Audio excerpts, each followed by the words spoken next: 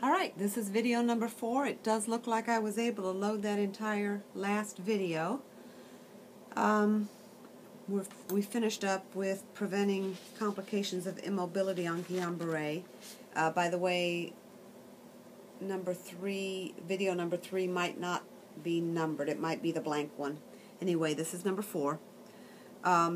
Nursing, management, and assessing. You're going to monitor the ascending paralysis. And in particular, we're going to be concerned about respiratory sufficiency, the patient's ability to take a deep breath, how fast are they breathing, what is their forced vital capacity. Normal vital capacity varies based on age, gender, height, and weight. It's about 45 mils per kilogram. And we get concerned when vital capacity is less than or 15 mils per kilogram, which is about 2/3 of a patient's normal vital capacity, somewhere usually around 800 mils.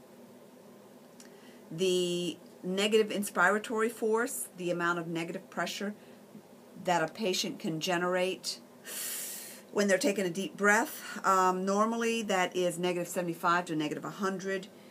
Patients who are on ventilators can be weaned from ventilators when their NIF stands for negative inspiratory force, when their NIF is, 20 to -30. So somewhere in there, we are concerned that the patient is not going to have enough negative inspiratory force to manage their own respirations and may need to be intubated. We're going to assess their gag, corneal, and particularly the swallowing reflexes. They may be an aspiration risk. We have to monitor for signs of autonomic dysreflexia, looking at blood pressure, heart rate and rhythm, and bowel and bladder function. Some diagnoses: ineffective breathing pattern, ineffective airway clearance, risk for aspiration, immobility, there's some pain, impaired verbal communication. If you're on a ventilator, you're not talking, anxiety. It's important that we support patients and help them to understand that we will support them through this, and we have every expectation that they will make a full recovery.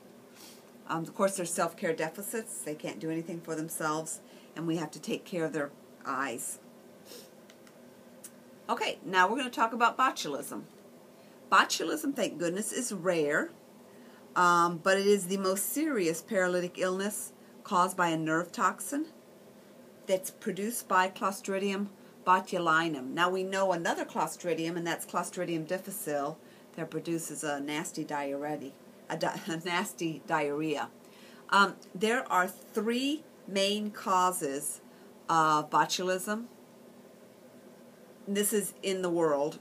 Foodborne botulism 25%, wound botulism 3%, and infant botulism 72%. All forms can be fatal. They are medical emergencies. We need to keep in mind that botulism is a potential bioterrorism agent. The toxin can be put into an aerosol and inhaled. It can be used to contaminate food and water supplies. The Clostridium botulinum organism is found in soil. It grows in low oxygen states, i.e. it is an anaerobic organism, and the spores are pretty difficult to destroy. It can grow in any food that's contaminated with these spores. Common cause is improper home canning. I tried to find some statistics on how often this occurs, but my statistics are all rather old because there just isn't much out there. In 2001, for example, there were 169 cases. Now, infant botulism can grow in the toxin. It happens when the botulism is consumed, and then it grows the intestine and it releases its toxin. In the past 50 years, the amount of people who die with botulism has gone from about 50% to 8%. A person who has severe botulism may require a breathing machine and ICU care. Patients who survive an episode of botulism poisoning may have fatigue and shortness of breath for years. and they may need long-term therapy to aid in their recovery.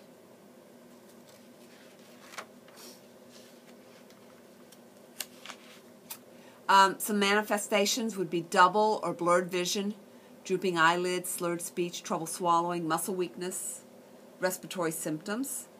The foodborne will cause nausea, vomiting, abdominal cramping within 6 to 48 hours of consumption. Infants will present as lethargic. They'll be very flaccid. You'll see a picture here in a minute. They feed poorly. They're constipated because their GI muscles are flaccid, so to speak. There's a floppy little baby who has botulism. Notice how his arms are just, they kind of fall out, his neck, he can't hold his head up, and certainly he is old enough. This baby looks to be, I don't know, 8, anywhere from 6 to 9 months old is my guess from the picture, and yet he can't hold his head up, can barely keep his eyes open, doesn't have any mouth tone.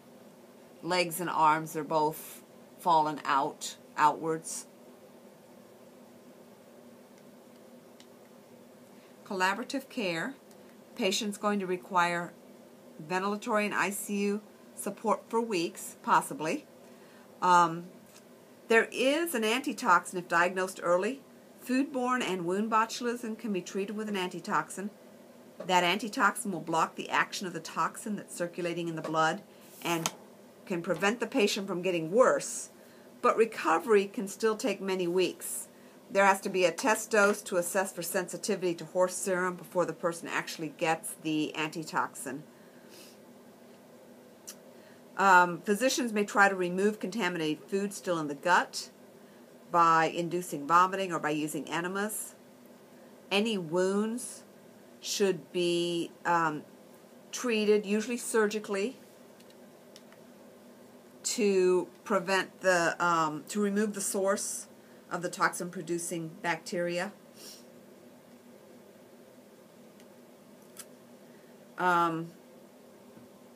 Good supportive care in a hospital is the mainstay of therapy for all forms. The nursing care for the patient with botulism is going to be very similar to Guillain-Barré. Back here under the activated charcoal, that's going to be most effective if it's given within 1 hour of ingestion. The enemas, if they use them, they'll be high colon, no magnesium containing laxatives, because magnesium can actually worsen the neuromuscular blockade. Prevention is the primary goal. So botulism can be prevented. Your foodborne botulism has often been from home canned foods that have a low acid content like asparagus or green beans, beets, and corn. There can be outbreaks from your more unusual sources like chopped garlic and oil or chili peppers or tomatoes or improperly handled baked potatoes that are wrapped in aluminum foil and home canned or fermented fish. Infants should not have honey because their intestines cannot deal with the few spores that may occur in honey. Honey is safe for persons 1 year of age and older. Wound botulism can be prevented by promptly seeking medical care for infected wounds and by not using injectable street drugs. There was a situation, an outbreak in Washington State among injecting drug users. They said black tar heroin was suspected. That was back in 2003, where there were like 30 cases of botulism that was related to the injection of drugs. Any home canned foods that are consumed should be boiled for 10 minutes prior to eating. And as mentioned, this is going to be very similar. The care during the acute illness will be very similar to Guillain-Barré. Well, I think I'm going to stop with this segment and move on to the next one.